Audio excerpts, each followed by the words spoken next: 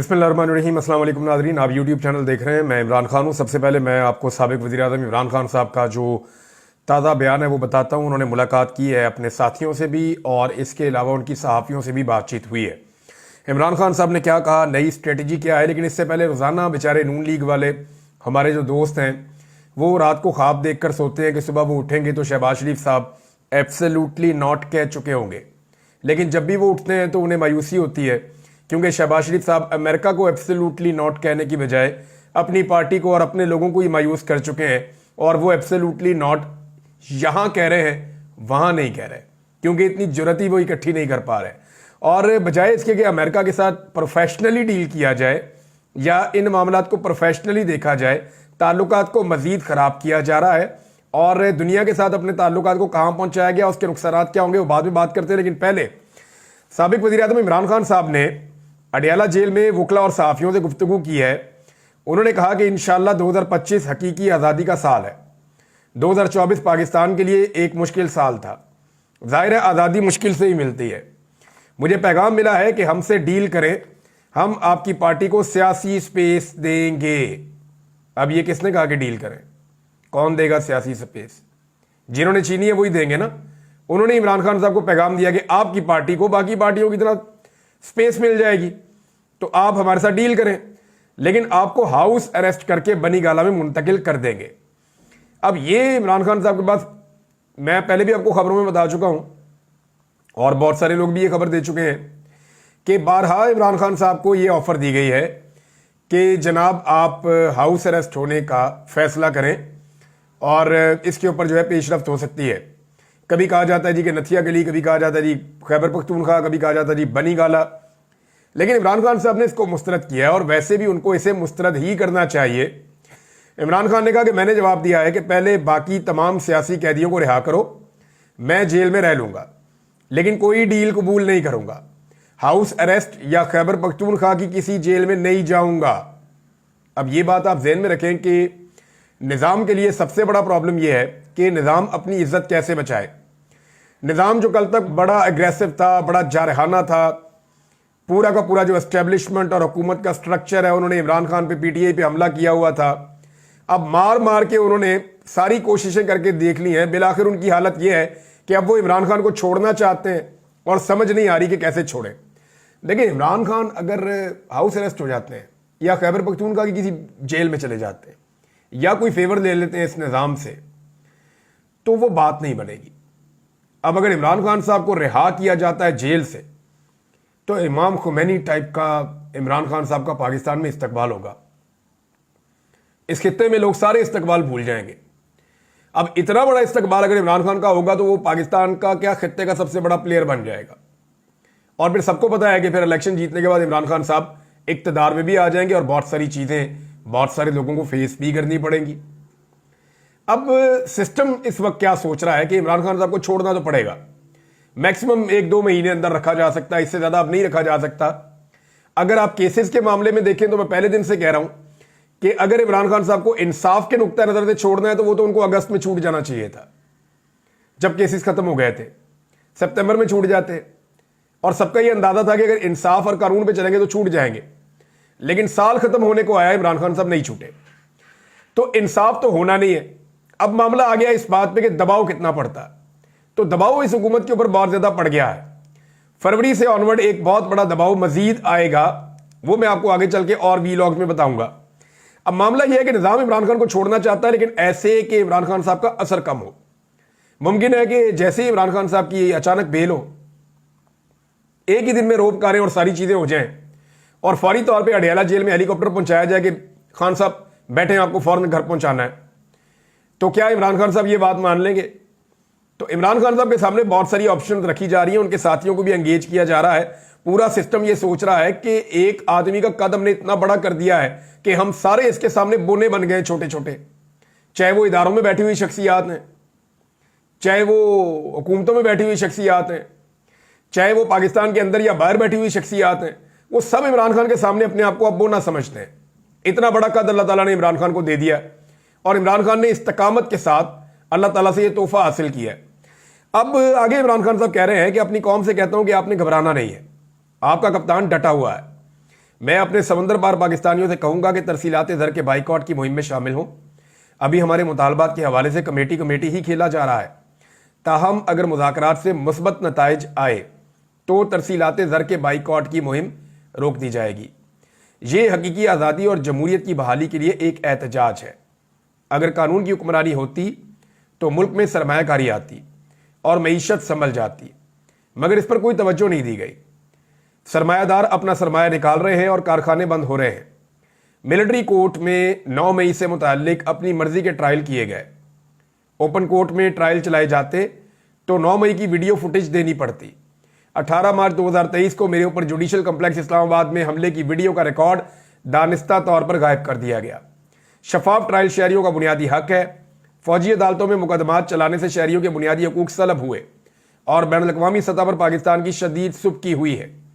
आईनी अदालत इसलिए बनाई गई है ताकि कादी फायद ईसा की तरह ही उनसे काम लिया जा सके। खुफिया इदारों का असल काम सरहदों का तहफ़्फ़ुज़ और दहशतगर्दी से बचाव है। अगर वो पॉलिटिकल इंजीनियरिंग और तहरीक इंसाफ को तोड़ने में ही लगे रहेंगे तो सरहदों का तहफ़्फ़ुज़ कौन करेगा? अपनी पॉलिसी का दोबारा जायजा लें। अफगानिस्तान पर 2 दफ़ा बमबारी की गई है। पहले दावा किया गया था कि महाजरीन को ज़बरदस्ती वापस भेजने से दहशतगर्दी कम होगी, मगर इस तरीक़ाकार से नफरत मजीद बढ़ी है जो इलाकाई अमन व अमान के लिए ठीक नहीं है। बिलावल जब वज़ीर ख़ारजा बना तो एक बार भी अफगानिस्तान नहीं गया, जो कि एक तरजीह होना चाहिए था। मैंने जनरल बाजवा से भी कहा था कि अफगानिस्तान से अमरीकी इनखला के बाद हालात ऐसे नहीं हैं कि ISI चीफ जनरल फैज़ हमीद को फौरी तौर पर तब्दील किया जाए, लेकिन वो सारे फैसले पाकिस्तान की बजाय अपनी तौसी के मनसूबे के लिए कर रहा था, जिसका पाकिस्तान को नुकसान हुआ और दहशतगर्दी में इजाफा हुआ। ये इमरान खान का स्टेटमेंट है। उनकी पार्टी के लोग जो उन्हें मिलकर आए, मुज़ाकराती कमेटी जो है उसको इजाज़त दी गई। ऐसा माजी में कभी नहीं हुआ।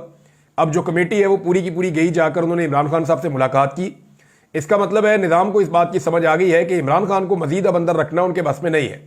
अब वो कोई ना कोई रास्ता निकाल रहे हैं कि इमरान खान को स्मूथ तरीके से बाहर निकाला जाए, जिसमें जो मौजूदा पोलिटिकल पार्टीज जिनको इक़्तिदार में ज़बरदस्ती बिठाया गया है उन्हें, और जो पाकिस्तान की एस्टेब्लिशमेंट है उन्हें कम से कम डैमेज और नुकसान हो, और इमरान खान साहब को किसी ऐसी बात पर लाया जाए जिसमें कुछ ना कुछ करके उन्हें भी कुछ ना कुछ मिल जाए, यानी जो इमरान खान के पॉलिटिकल अपोनेंट हैं वो ज्यादा अदम तहफ़्फ़ुज़ का शिकार ना हो।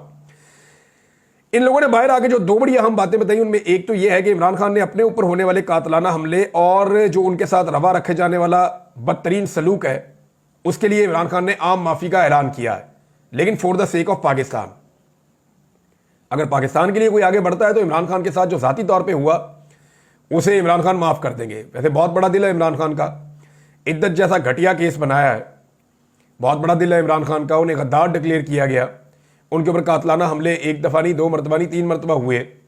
ये सब कुछ होने के बावजूद इमरान खान साहब ने माफ़ करने का ऐलान कर दिया कि पाकिस्तान की खातिर मैं आम माफ़ी का ऐलान करता हूँ। 31 जनवरी तक ये मुज़ाकरात मनतकी अंजाम तक पहुँचाना होंगे, डेडलाइन इमरान खान साहब ने दे दी, लेकिन उसके बाद फिर चीज़ें बहुत तेज़ हो जाएंगी।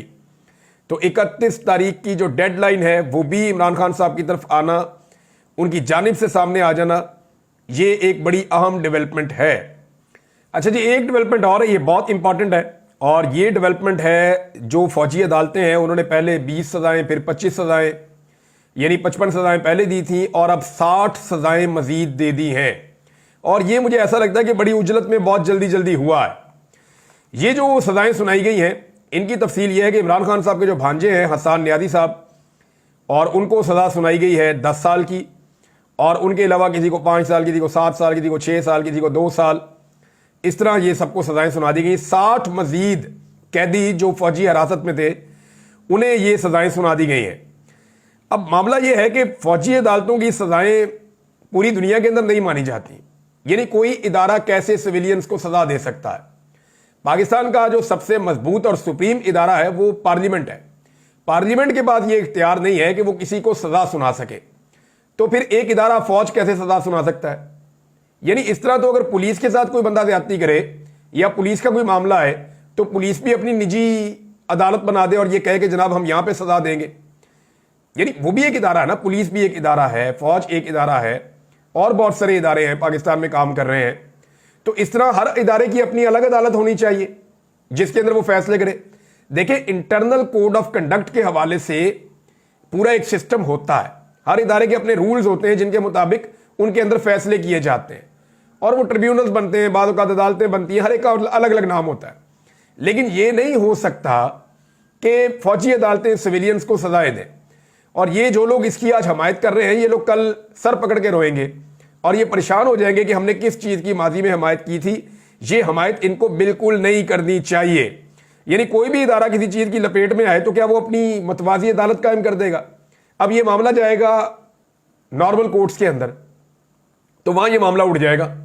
उसकी वजह यह है कि आम जुडिशरी ऐसी किसी भी अदालत को अपने लिए भी एक चैलेंज समझती है और ये सजाएं वहां पे बरकरार नहीं रह पाएंगी।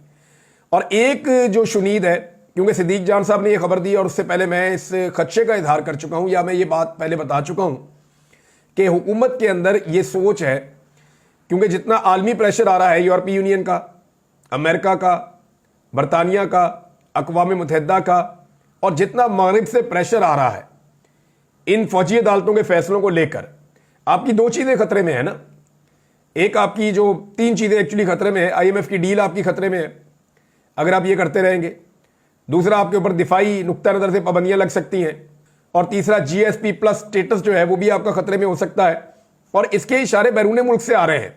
ये मैं कोई बात नहीं कर रहा, लेकिन सिंपल ये है कि पाबंदियां तो उन लोगों के ऊपर लगनी चाहिए जो लोग इसके लिए जिम्मेदार हैं। और एक बड़े सीनियर जर्नलिस्ट हैं, उन्होंने आज इसके हवाले से एक ट्वीट भी किया हुआ है और उनका ये क्लेम है कि आने वाले दिनों में अमेरिका और यूरोप से कुछ ऐसी डेवलपमेंट्स होने जा रही हैं जिनके नतीजे में कुछ पाकिस्तानी सरकारी अफसरान जो बड़े बड़े उहदों पे बैठे हुए उन पर, और कुछ सियासी शख्सियात भी हो सकती हैं, इन पर बैनुल-अक़वामी सतह पे पाबंदियां लग जाएं।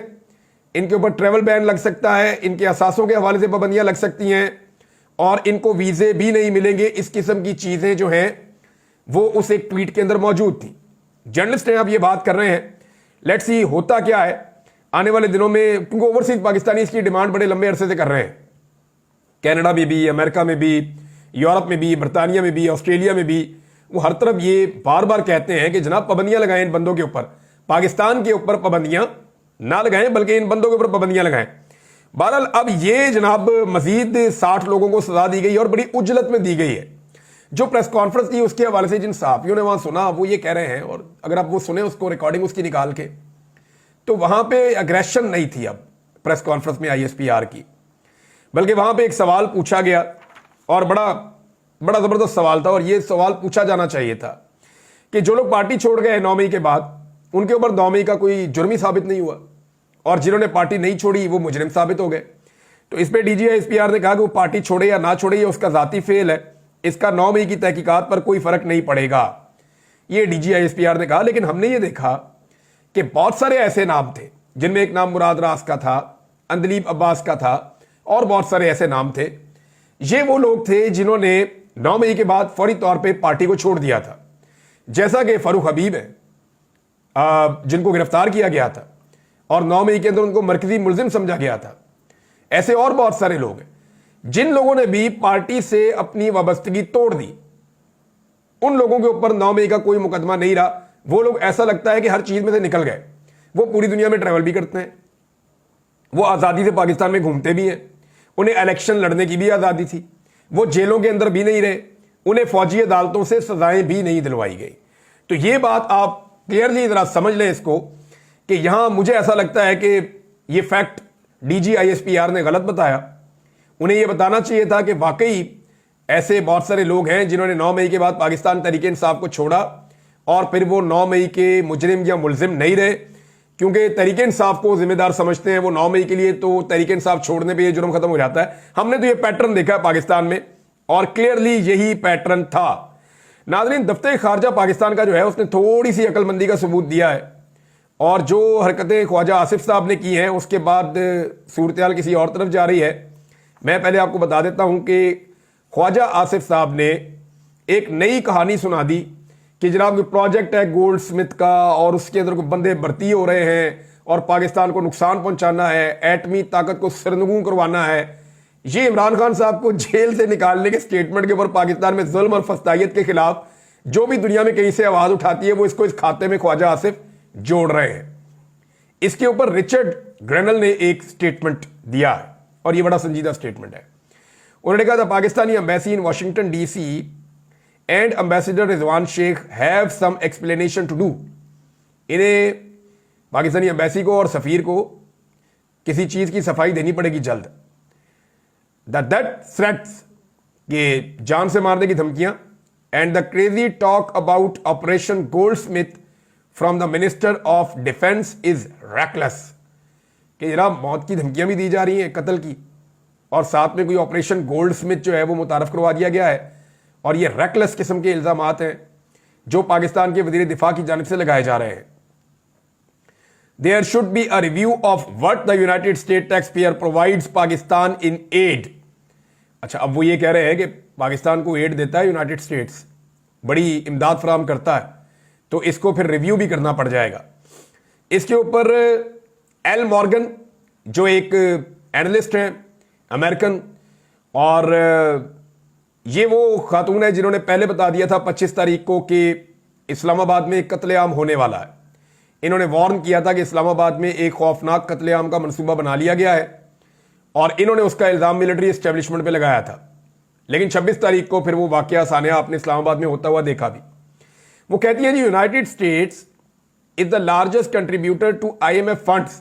अब वो IMF की बात करें कि IMF का सबसे बड़ा कंट्रीब्यूटर अमेरिका है, और IMF को रिव्यू करना चाहिए कि जो $7 अरब बेल आउट पैकेज उन्होंने पाकिस्तान को दिया है, और जो अगली इसकी किस्त है उस हवाले से इनको IMF को तब तक फैसला नहीं करना चाहिए जब तक कि इमरान खान और सारे जो सियासी कैदी हैं उन्हें रिहा ना कर दिया जाए, और पाकिस्तान में फ्री एंड फेयर इलेक्शन के साथ इसको मशरूत किया जाए, इमदाद को और बेल आउट पैकेज को।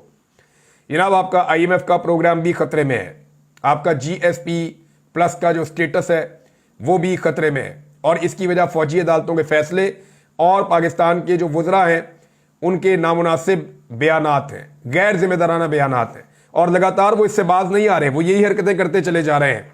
दफ्तर खारजा से जब इस बारे में सवाल पूछा गया तो उन्होंने जवाब देने से गुरेज किया। यानी कम से कम पाकिस्तान के दफ्तर खारजा ने इस अक्लमंदी का मुजाहरा किया कि अब अमेरिका को जवाब नहीं देना। यानी उन्होंने ये सोच लिया है कि अमेरिका को जवाब देके फंसने वाली बात है, गुनाह हमारा, गलतियां हमारी, जुर्म हमारा, हमने बंदे मार दिए डी चौक के अंदर, हमने इलेक्शन चोरी कर लिया पाकिस्तान के अंदर, हमने पाकिस्तान में जुल्म का, जबर का, फस्तायत का बाजार गर्म कर दिया, हमने एक पॉलिटिकल पार्टी से उसका बल्ले का निशान ही छीन लिया, हमने एक पॉलिटिकल पार्टी के लीडर के ऊपर 200 मुकदमे डाल के उसको जेल के अंदर बंद कर दिया, हमने उसके ऊपर इद्दत जैसा घटिया केस बना दिया, हमने खवातीन और बच्चों को अगवा कर लिया, हमने जबरी तौर पे बेशुमार लोगों को लापता किया, शायरों को और सहाफियों तक को हमने दीवार के साथ लगा दिया, हमने कोई चीज पाकिस्तान में सही चलती हुई नहीं छोड़ी। तो गुनाह तो सारा जुर्म हमने किया पाकिस्तानियों ने, तो हम कैसे दुनिया को जवाब दे सकते हैं जो सवाल पूछ रहे हैं। देखिए ख्वाजा आसिफ वगैरह या बाकी लोग जो हैं वो हल्की हल्की आवाज निकालते हैं कि पाकिस्तान के अंदरूनी मामला हैं, इनमें मुदाखलत ना की जाए, लेकिन मैं एक चीज क्लियरली आपको बताऊं कि इंसानी हुकूक कभी भी किसी मुल्क का अंदरूनी मामला नहीं होता। अंदरूनी मामला होता है कि अवाम ने जिसको वोट दिया वही मुंतखब होकर आ जाए। अंदरूनी मामले का जवाब तब देना था जब साइफर आया था और कहा गया था कि इसको निकालो नहीं तो तुम्हें नताइज बर्दाश्त करने पड़ेंगे। यह था अंदरूनी मामला जिसके ऊपर कोई नहीं बोला। इंसानी हुकूक किसी भी मुल्क का अंदरूनी मामला नहीं होता।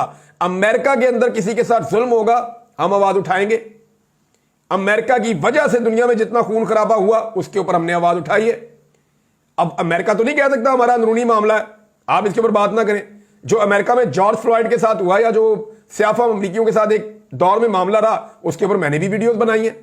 हम कर सकते हैं, गजा के ऊपर बात कर सकते हैं, शाम के ऊपर बात कर सकते हैं, इराक के ऊपर हम बात करते हैं, अफगानिस्तान के ऊपर हम बात करते हैं, कश्मीर के ऊपर हम बात करते हैं, म्यांमार के ऊपर हम बात करते हैं। तो पूरी दुनिया में जहां पे भी जुल्म और जबर होता है उसके ऊपर हम बात करते हैं।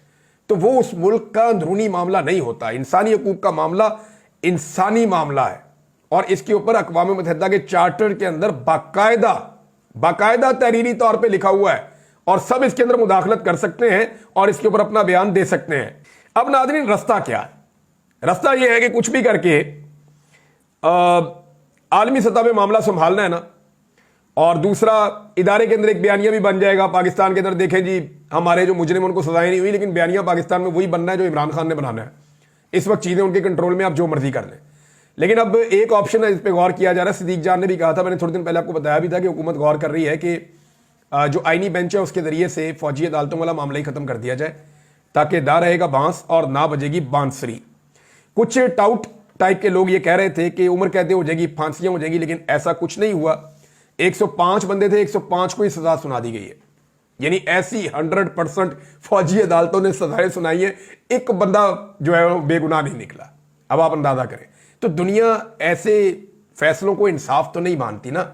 हम अपने आप को अलग तो नहीं रख सकते ना दुनिया से, दुनिया में ही रहते हैं, दुनिया में ही जीते हैं, दुनिया के साथ ही ट्रेड करते हैं।